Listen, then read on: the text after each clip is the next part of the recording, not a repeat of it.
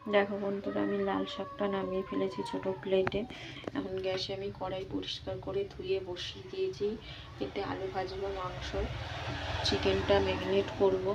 দেখে নাও, আমি বেশিক্ষণ রাখবো না চিকেনটা ম্যারিনেট করে, আমার একটু তাড়া রয়েছে, তাই জন্য এখন কড়াইতে আমি তেল দেবো।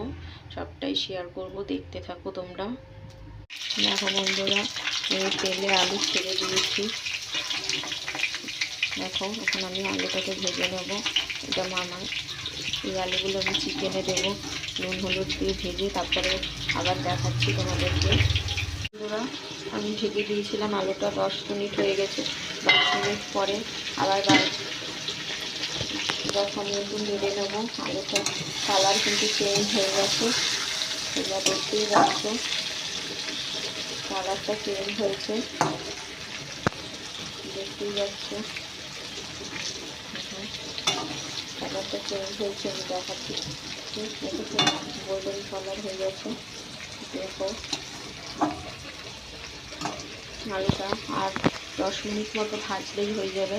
আলুটা সিদ্ধও হয়ে গেছে, দেখেই বোঝা যাচ্ছে।